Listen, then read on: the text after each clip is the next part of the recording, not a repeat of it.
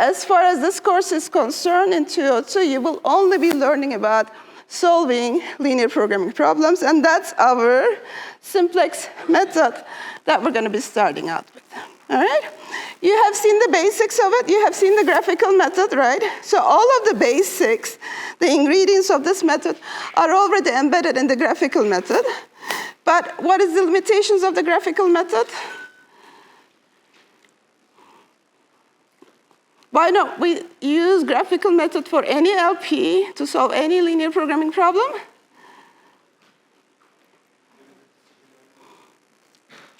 You have to speak.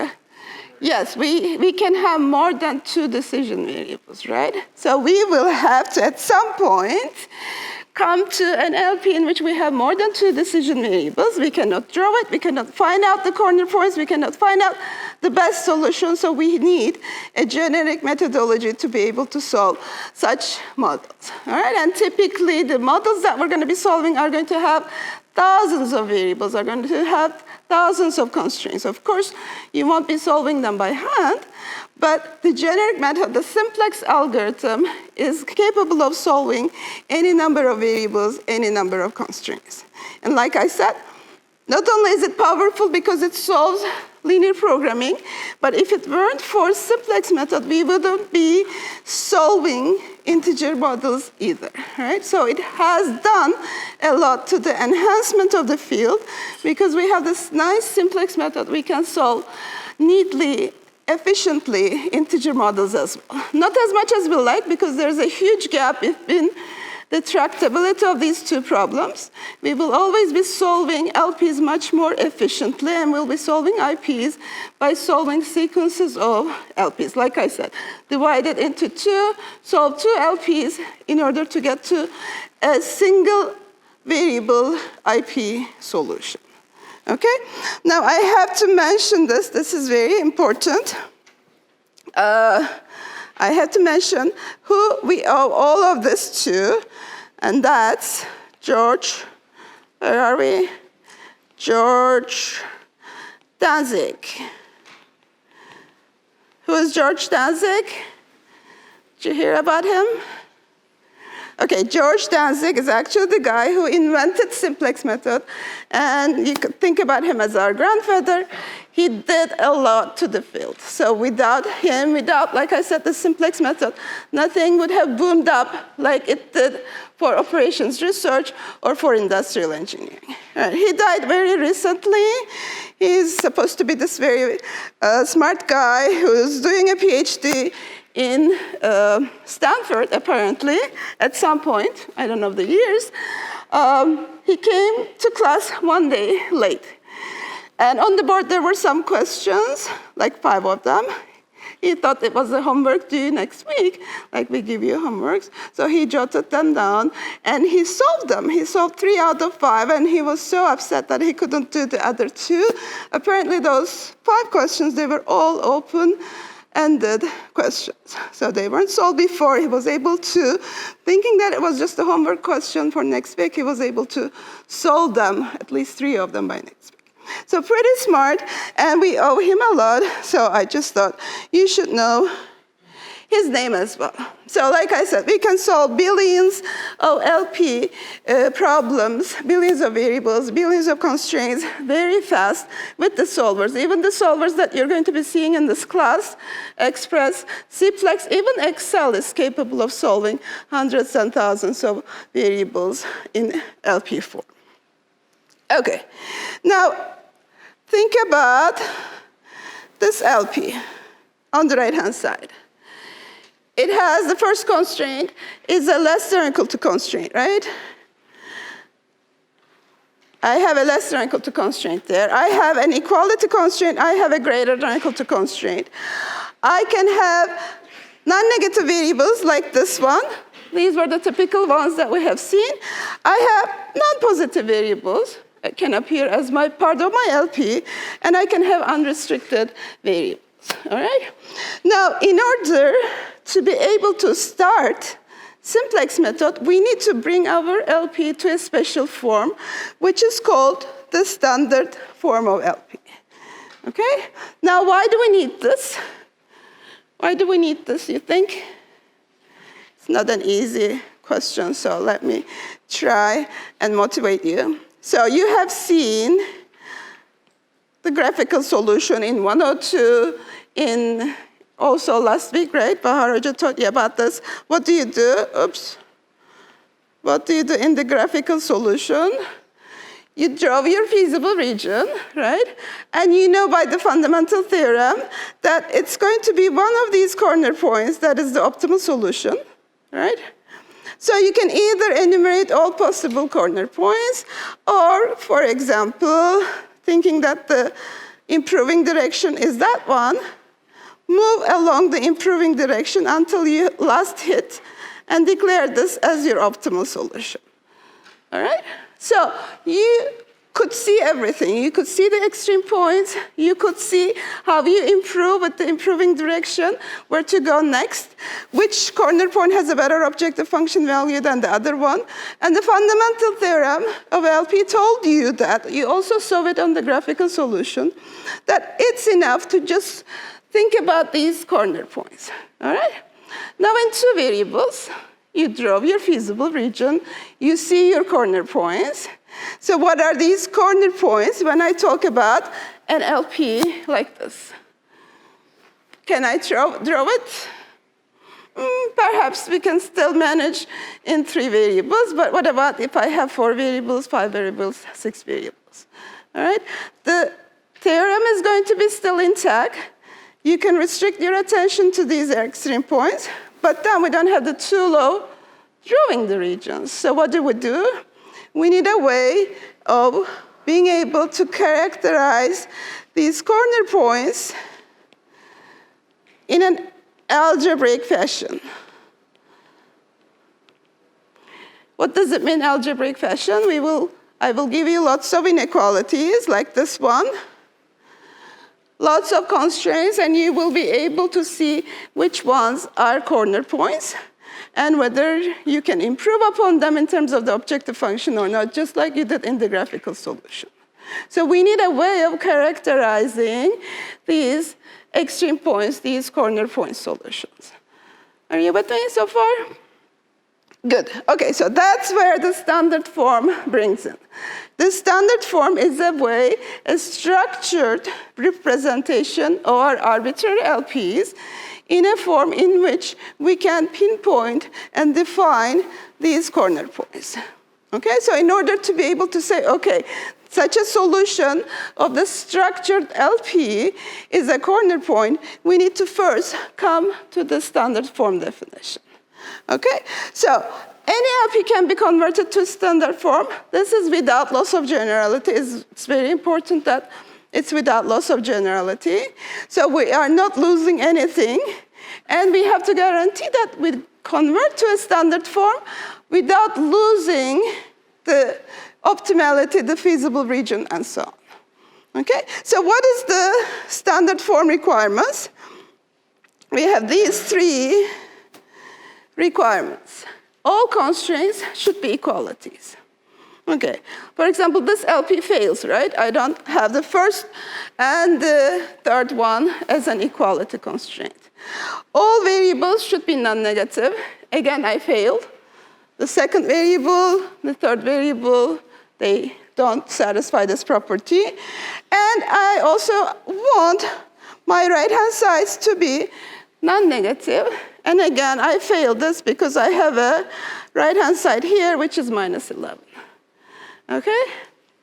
So this is not an LP in standard form. The question is, can I translate it to an equivalent standard form and then talk about what is the characterization of these corner point solutions or basic feasible solutions in algebraic terms?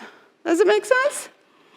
Okay, so that's the idea. I want to translate this LP on the right-hand side to an equivalent one, which has all equality constraints, all non-negative right-hand side constants, and all non-negative variables.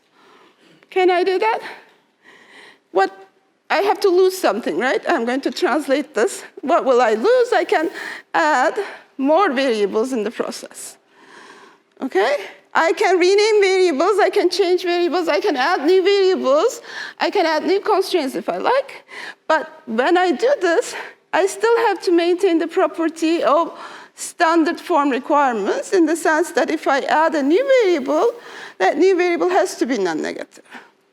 Okay? Okay, so let's start from, okay, without going there, let me just give you the generic idea of the simplex method, and we'll talk about how to get to the standard form. So as I said, in the graphical solution, we learned everything. We learned that it's one of these corner points. So what will simplex method do as an algorithm? It's a very, very greedy, very, very simple idea. The first that comes to mind. What is the first that comes to mind? Start with a corner point, like the origin, for example, and move to a close one in the neighborhood, which has a better objective function value. So for example, I could go to either this point or that point. Why? Because they're close, they're just like my neighbors, and they are better in my objective function value if this is my improving direction, correct? Any point that takes me along the improving direction is going to be better. So let's say that I choose this one as my next one, and then I choose this one as my third one, and then I choose this one as my fourth one. At the fourth one, I will know, okay, there's no neighbor which has a better objective function value than what I have, and I will declare this as the optimal one. Okay? In the graphical solution, you see the whole thing as a picture. Here, we will do it step by step.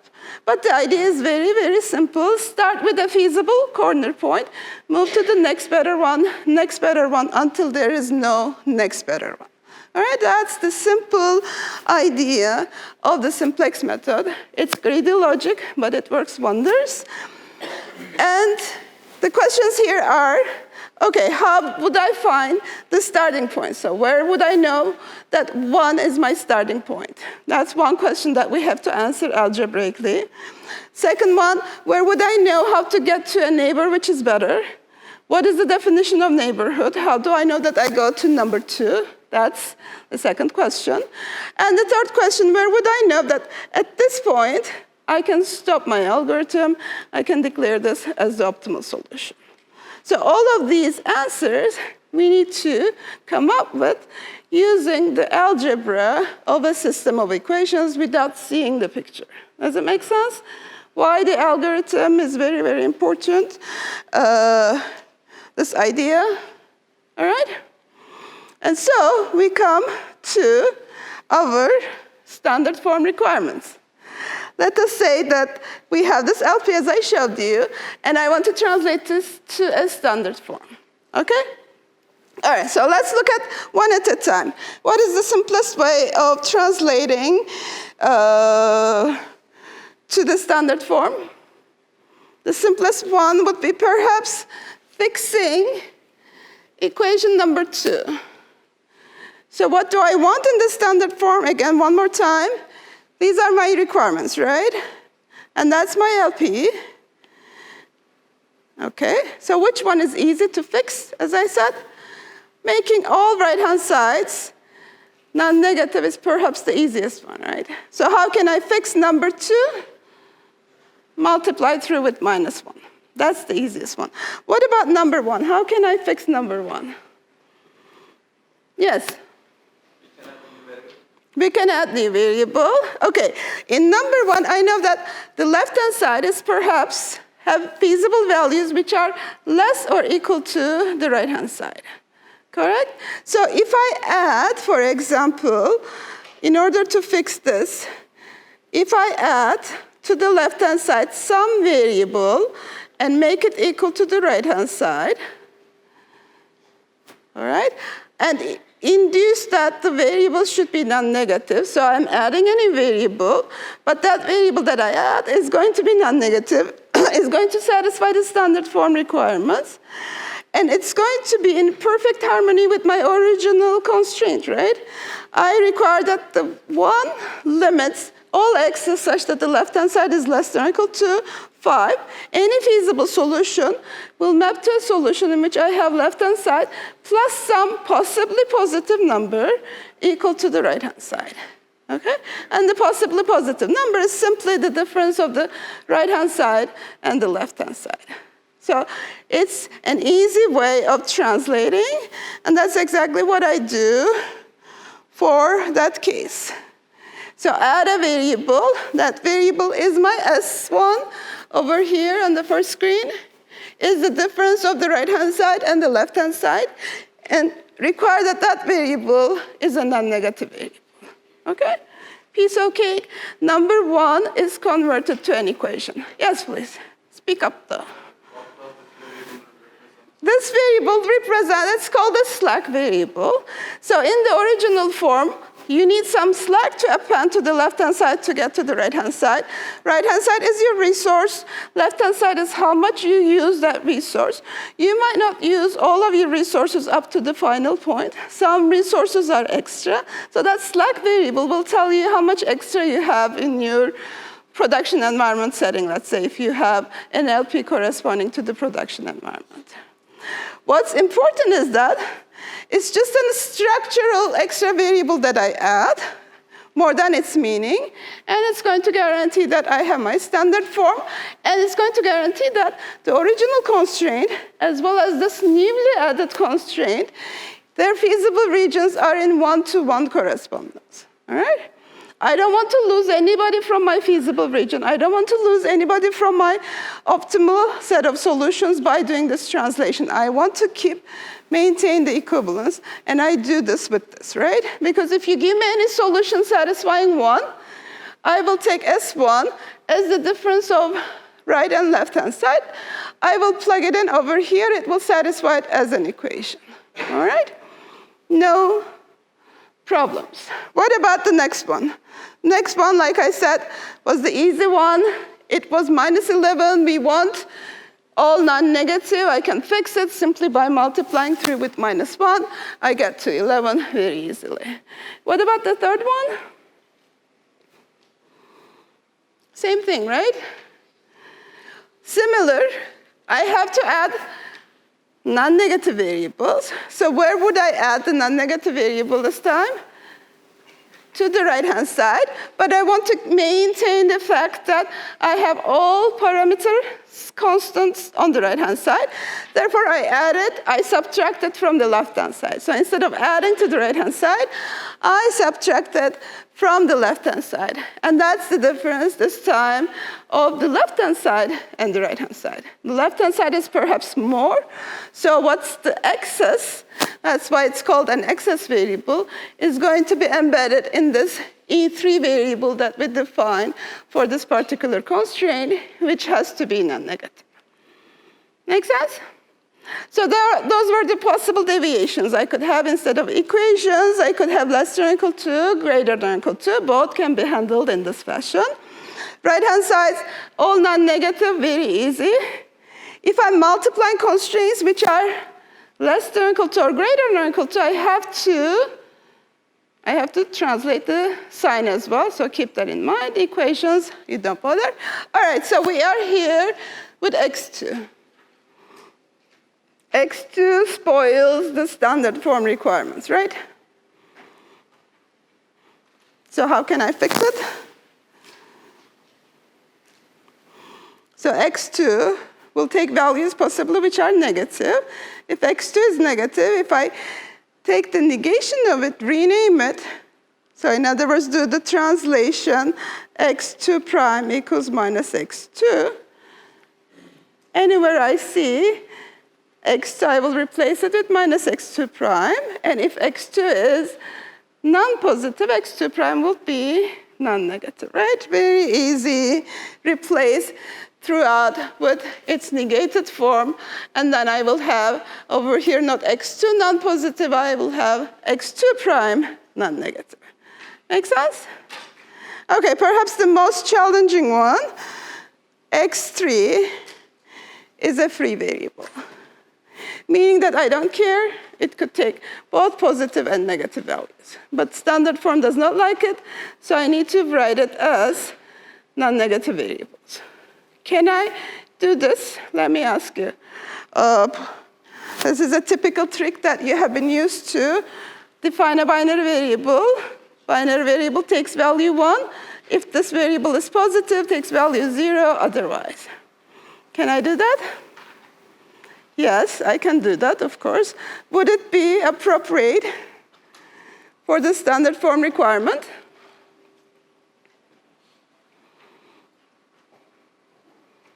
Okay, would it be appropriate for me to define a new variable, and that new variable is binary?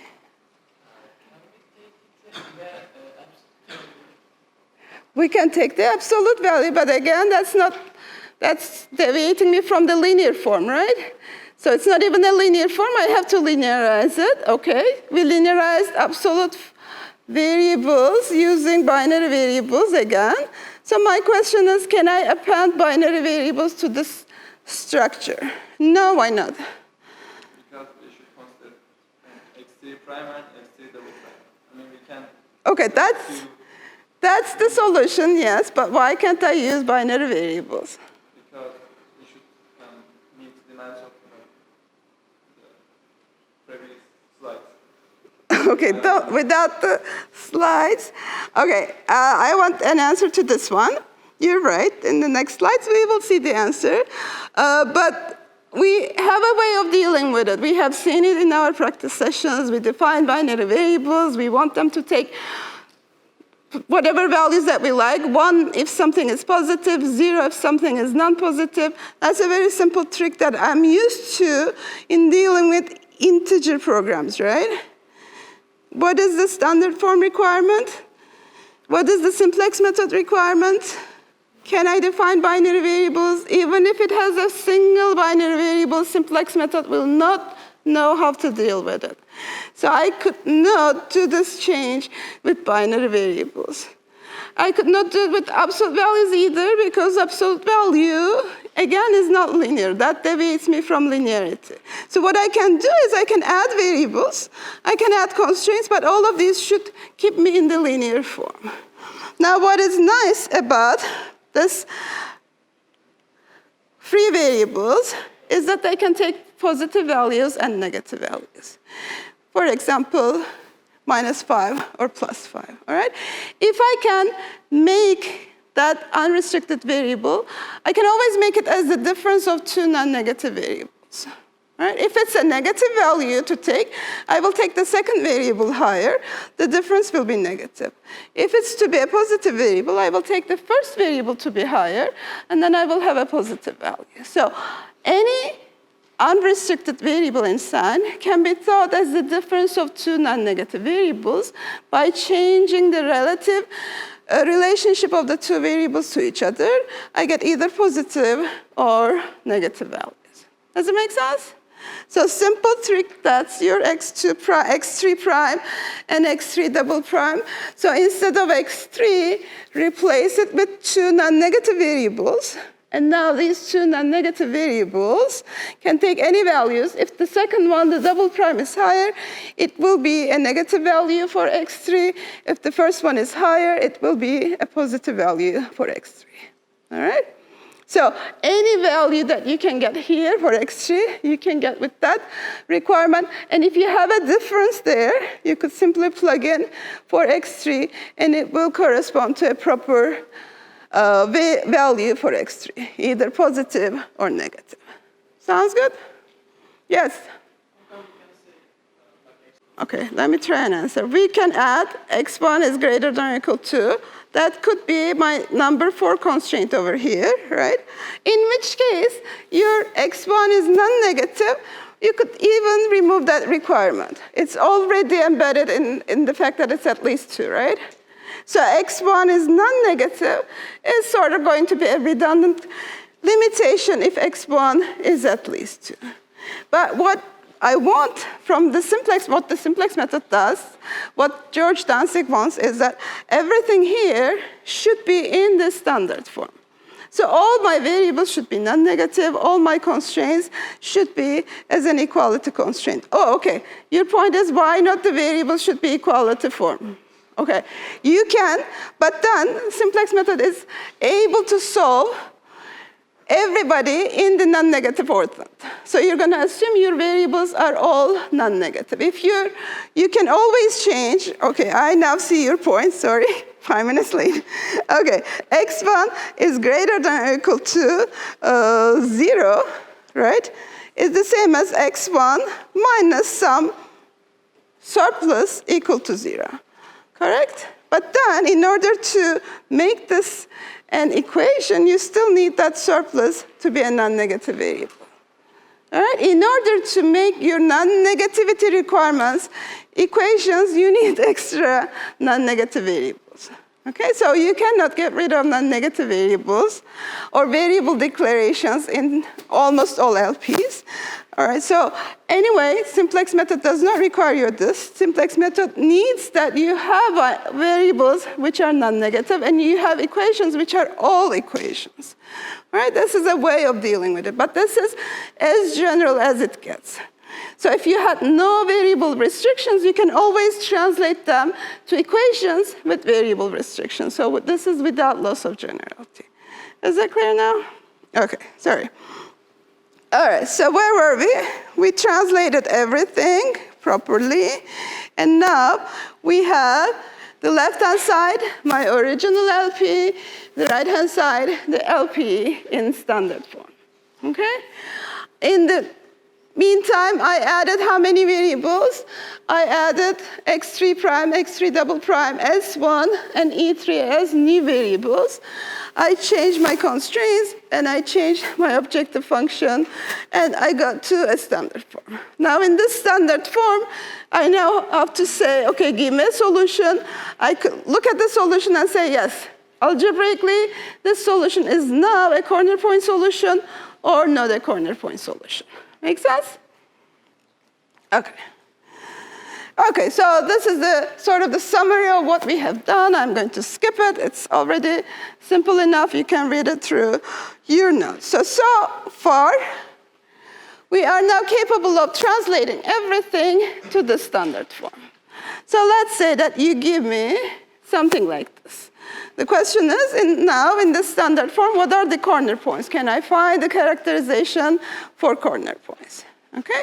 So in other words, in this LP that we created on the right-hand side, it looks like this one, right? It has a set of equations. How many equations do I have in this LP? What is the M number? I have 3 equations. That's my equation number M on the left-hand side. I have how many variables? I have x1, x2, x3 prime, x3 double prime, s1 and s2. So n equals to 8, correct? And I could think about my variables even though I named them as x3, x3 double prime, s1, e1, whatever. I could order them and think about them as ordered from x1 through x8. Make sense? So in that ordering, what would be, for example, a11? The coefficient of the first variable is simply this one, right? a12 is this one, and so on. So I could map a generic form like this to any LP in standard form, correct? Now, I could think about the constraint matrix, A, the x vector, the variable vector, and the right-hand side B vector, okay? So again, this constraint matrix for this particular standard form is going to be a 3x8 matrix. So for example, the first column is going to be, what will be the first column? The one corresponding to variable x1. It would be, what is it, 2 minus 4 and 3. And for example, the last one corresponding to E3 is going to be 0, 0, minus 1. So that's x1, x2, assume x8, which is the same as your E. Your little b right-hand side is going to be 5, 11, and 8, right? And your x vector is x1 through xn. So after you get to the standard form, you can think about the compact representation in which you have a bunch of constraints written in equation form. All right? Forget about the non-negativity part for a sec. I'm looking at just this part, and I'm writing it as AX equal to B, a system of equations. All right? Now, is this familiar? The system of equations, you know all about them? From your 225? You're nodding, so you have to answer these questions. Okay, AX equals to B, exactly. This is the system that we have to solve within linear programming as well. Simplex method has to solve. No, simplex method solves this. It has, let me get here. So I have an objective function, min or max, some objective, AX equals to B in standard form, and all variables should be non-negative. So system of equations is this portion, which has to be solved with the simplex method. Simplex method has to solve that equation, as well as the additional restrictions that variables should be non-negative, as well as the additional requirement that I should make my objective as best as possible. But within itself, embedded is a system of equations that has to be solved. And how did you solve these system of equations? Do you remember? From linear algebra. First of all, if I give you any system, will it always have a solution? Any system of equations, will it always have a solution? No. Will I always be able to invert A and multiply the right-hand side? No. Why not?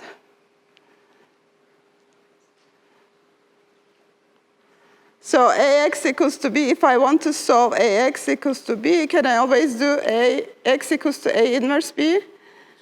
No, this is a very typical wrong mistake. A could not be even an invertible matrix.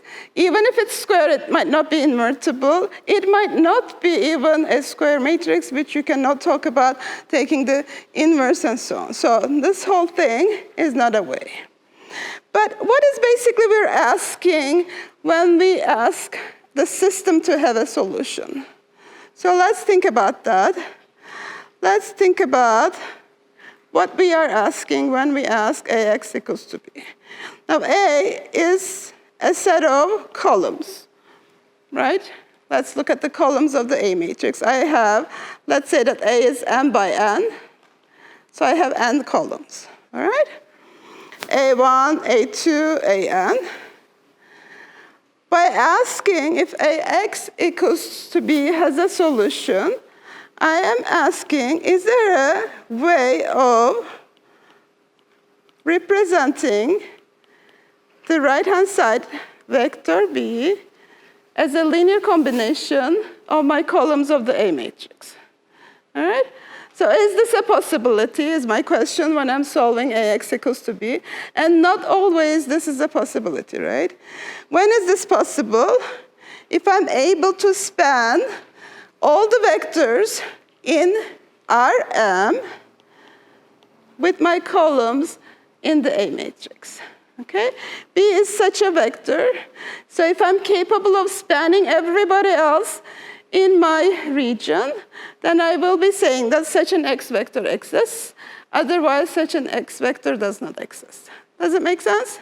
So AX equals to B does not always have a solution. But for Simplex to begin starting doing and optimizing for the best solution and the corner point solution, I need AX equals to B to have a solution. Okay, so we're going to start at a point in which we have a solution. And here we are. We need this additional requirement for the standard form to have solutions. I need B to be representable from the columns of the A matrix.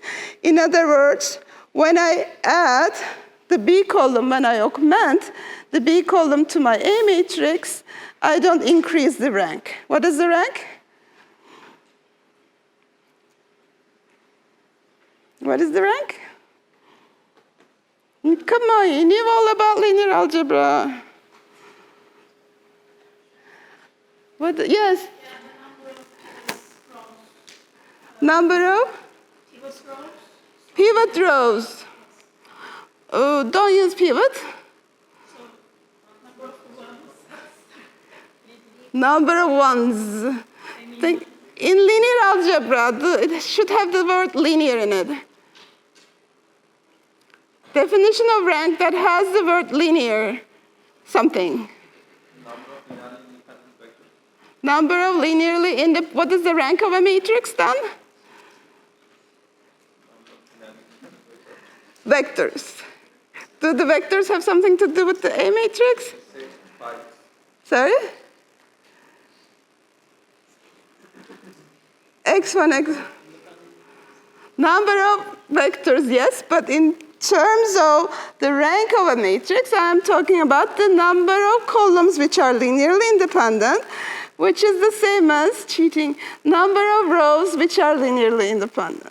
Okay, so linear independence, yes, this has to do with pivoting, and I'm so happy that you remember pivoting, because we're going to be doing pivoting in just a very short while. But think about the big picture. I want, when I append B to a matrix, I can get its rank higher, right? What does it mean?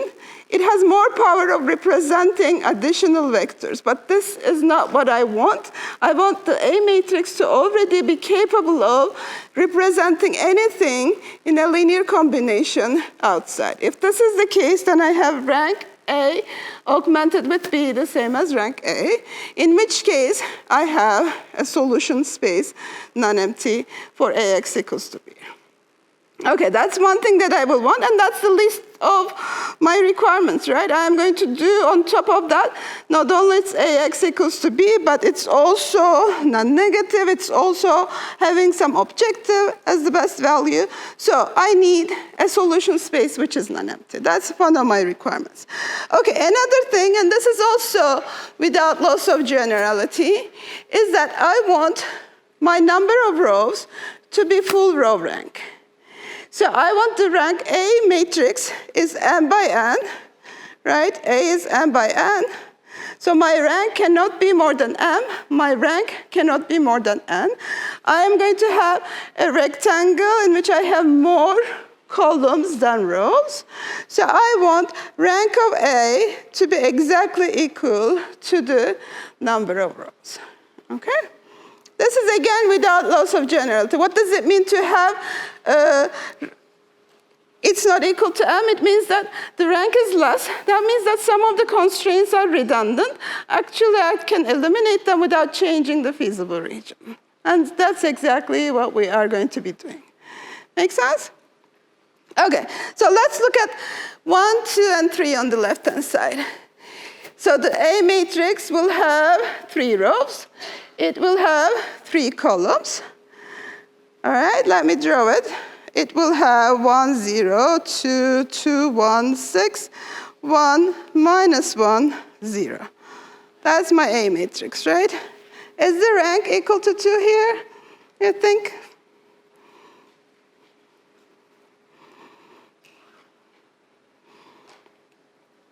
You can cheat by going to the next page if you like.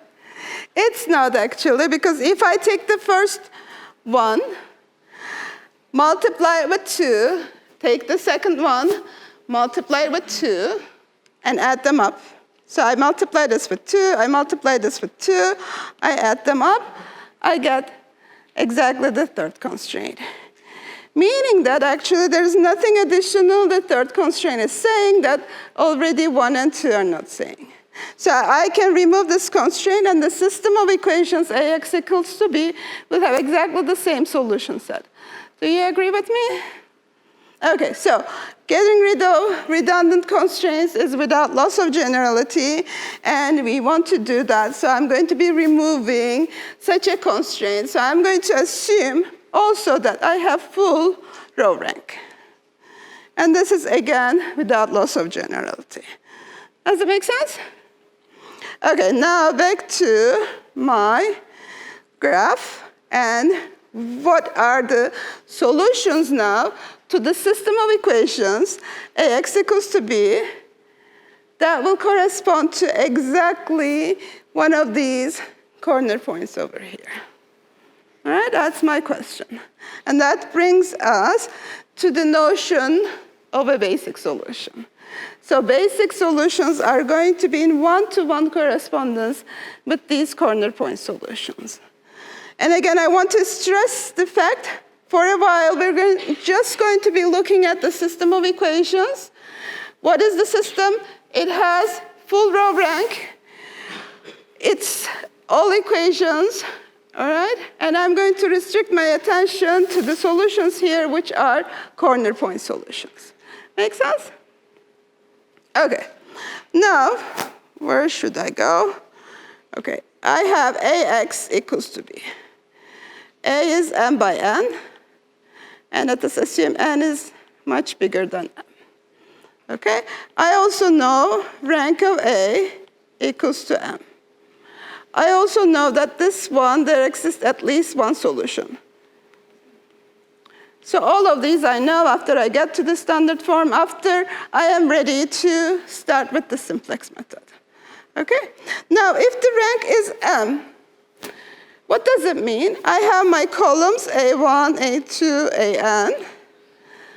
I can have, let's say that the first m columns, which are linearly independent. Correct? This is without loss of generality. I know that there are m linearly independent columns. Take them, put them to the beginning of your A matrix. The first m columns will be linearly independent. So in your A matrix, I will have two submatrices, B and N. B corresponds to m columns, N corresponds to the remaining ones, which is N minus M, because A is M by N, right? What I want from B is to be invertible. Can I always do this? I shuffled my A. I put in the beginning the columns which are linearly independent, and I got to the form in which the first m are linearly independent, and then I have the remaining, right? This is without loss of generality. I can always do this. We'll see how to do in some examples. So I did my partition. I had my x vector. I divide my partition, x vector, with respect to the same partition. So let's say that I brought the first, seventh, and ninth column as my B matrix. I have in my xb portion x1, x3, what did I say? x9.